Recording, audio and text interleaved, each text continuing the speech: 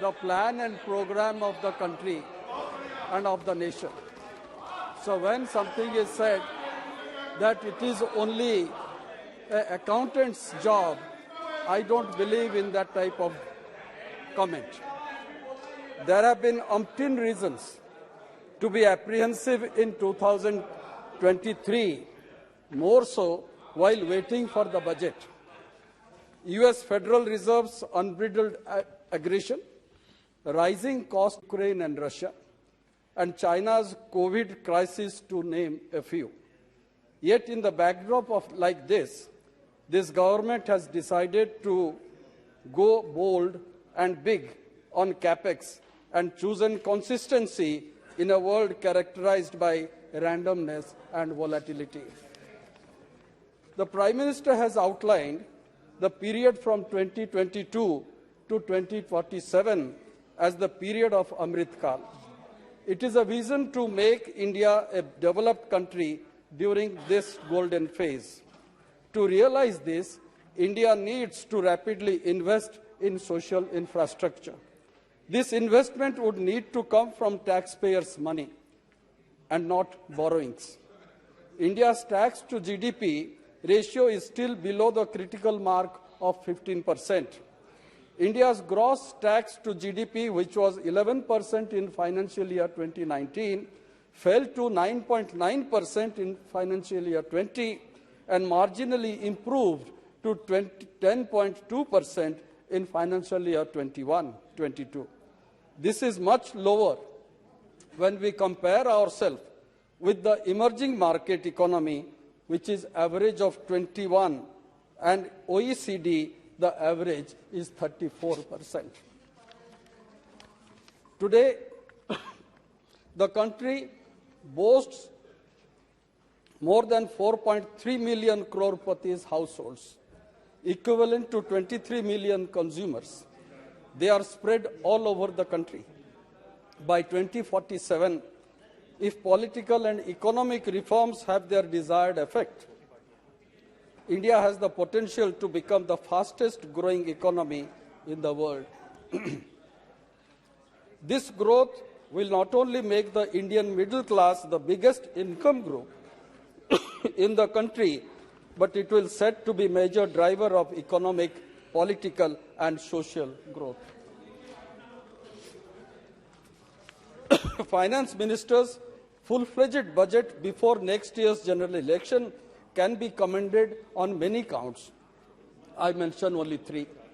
For staying the course on fiscal consolidation, changing the composition of government expenditure in favor of capital as against revenue spending, and third, welcome move relating to personal income taxation. In turbulent time like this, a good budget can only be said is just a good beginning. The turmoil in the global economy is likely to continue as the impact of higher interest rates shows up in weaker demand for consumption and investment. Geopolitical tensions continue to disrupt every supplies and trade. As the resilience of the domestic economy gets tested by global headwinds, deft fiscal maneuvers is necessary, like they were this year. Now, coming to the basics, there is need for some answers. PM Kisan allocation is 13.33% lower as compared to budgetary estimate of rupees 68,000 crores made in 22-23. The revised estimate of 22-23 was reduced to 60,000 crores, no doubt, but in 21-22, an actual expenditure was rupees 68,825 crore, which was incurred on the PM Kisan. The figure is there for all of us to see. Should we believe that people have moved from farming to some other avenues for better? Or should we believe that they have been pauperized and have become daily wage earners? On MGNREGA, this generated an all-time high 389 crore person days of employment in 21-22. 363 crores in 21-22.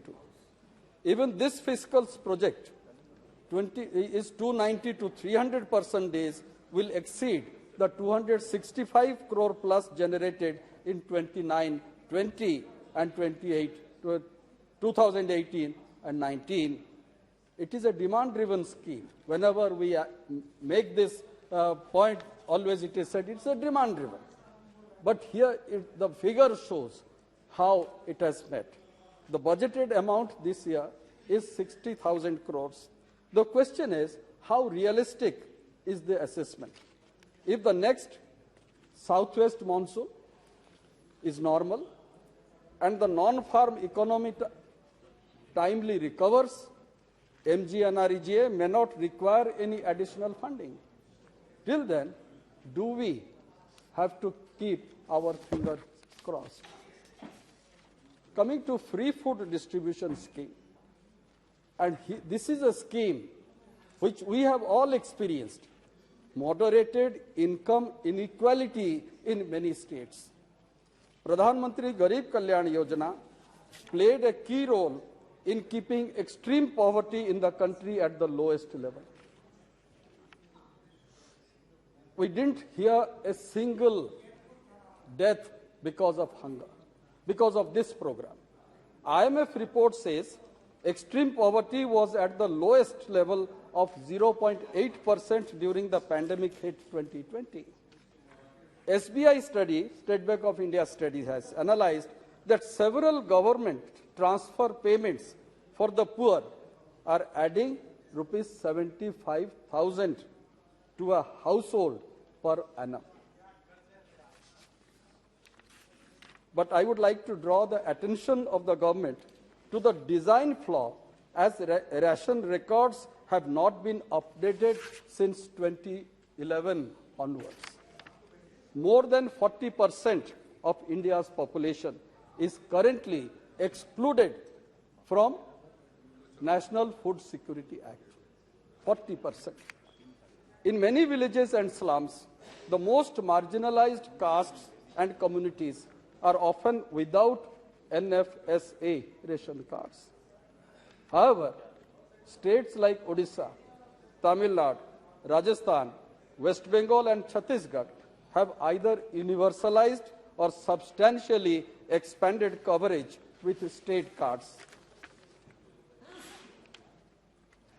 Sir, here I would like to remind the government about the Supreme Court judgment of last August, that is 2022, which had directed the Union government to expand National Food Security Act coverage.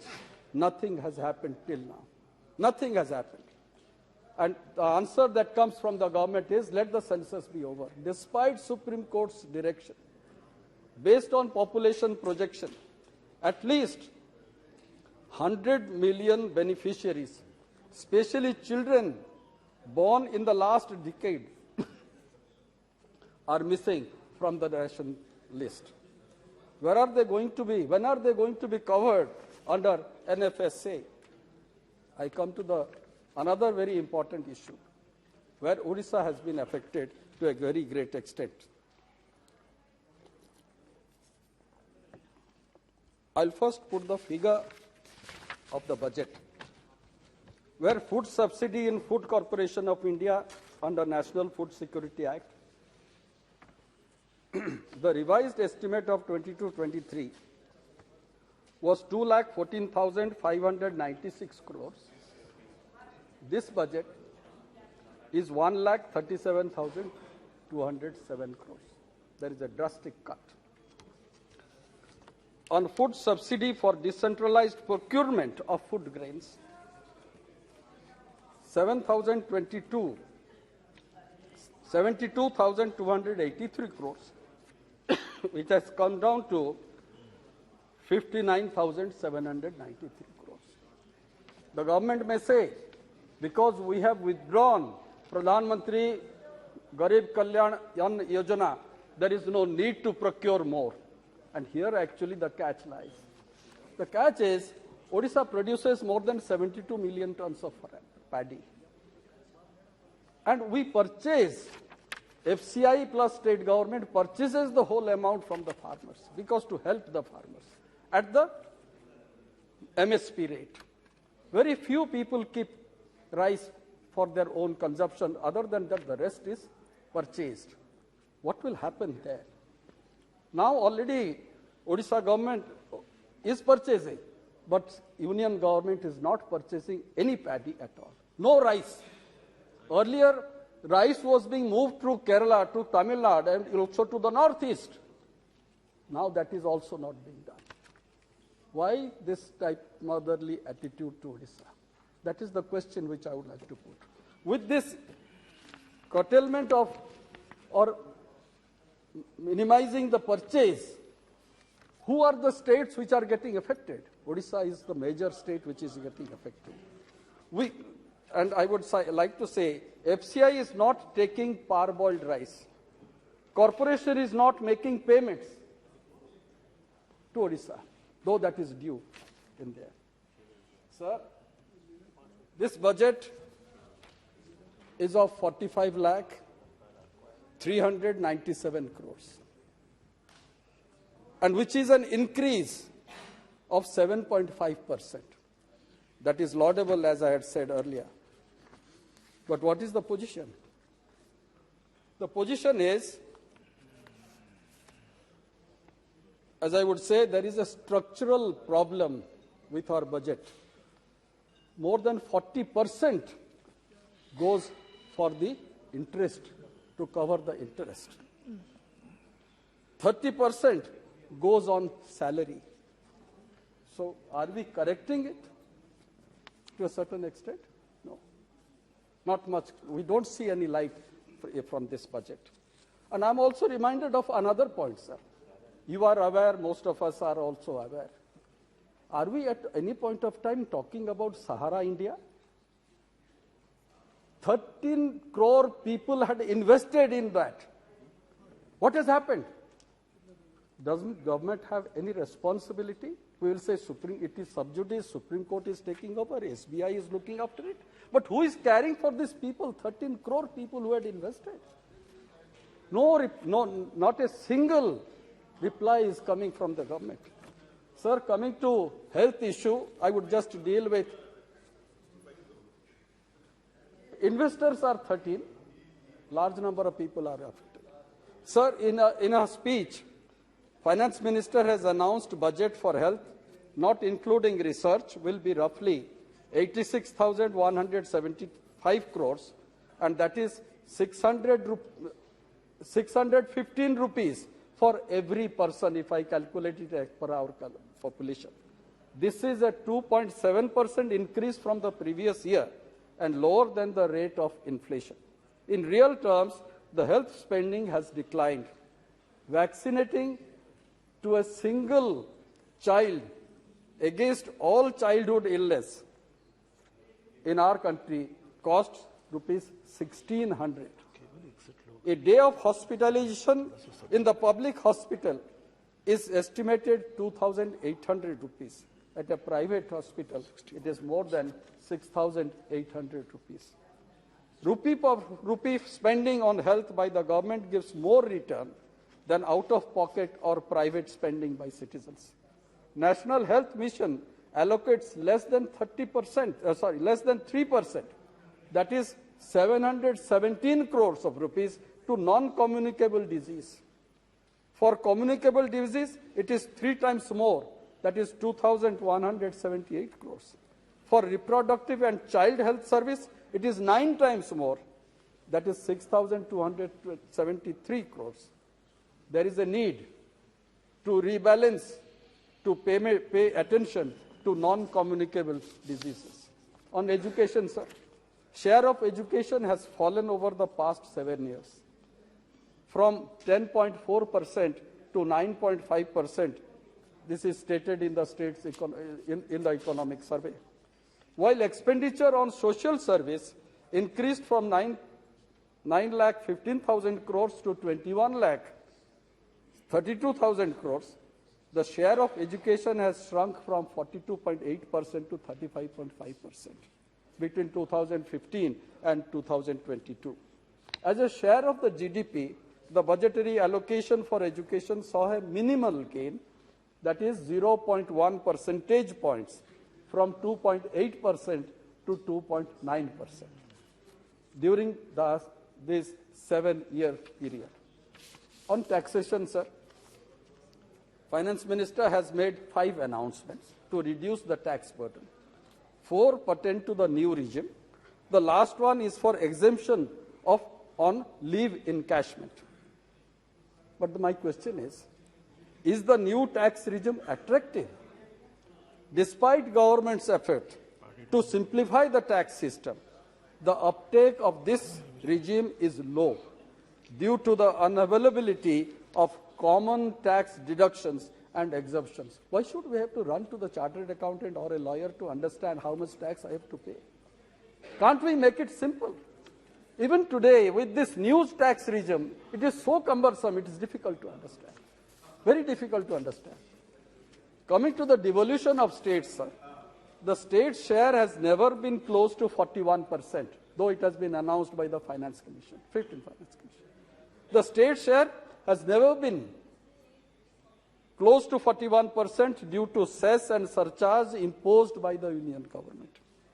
Odisha government, our Chief Minister has been Naveen Patnaik has been repeatedly writing to the Prime Minister that you share some of this, but that is falling on deaf ears. It keeps major chunk of taxes, and what we have been asking, Odisha is facing natural disaster year after. Our only demand is that you allow, and this we have discussed, the state government also has discussed with the Niti Aayog, with the Prime Minister, that you make Odisha a special focus state. Time is exhausting. For at least 3 years, if a natural disaster hits Odisha, allow or declare it as a special focus state where 90:10, that is the center and state share, for 3 years only, so that we tide over the situation and come up forward. Sir, on railways, I will be failing on my duty if I don't mention 2-3 words, because the rail minister is a member of this house representing our state. We find a significant feature. It has set aside nearly a quarter of its total capex outlay of rupees 10 lakh crores. The budgetary support amounts to 2.4 lakh crores. The goal is to raise the share of rail freight traffic from 27%, road transport is 64%, to 45% by 2030. Freight earnings are 2.5 times the passenger earnings. It is possible to improve on both counts. It's not unachievable. It is possible. The railways must adapt to become a transporter of FMCG, automobiles, and other high-value products for which last-mile connect is important. On the passenger side, upper-class travel should remain competitive vis-à-vis air and road travel. There is scope to raise both traffic and freight revenues. Despite pensions, can we imagine? Pensions of railway is over 25% of the total operating expenses of the railways. The budget numbers indicate 30,000 crores of rupees has been set aside for doubling of tracks. This was only 9,000 crores in 21-22. 32,000 crores to be spent on new tracks, that is 50% increase in 2 years.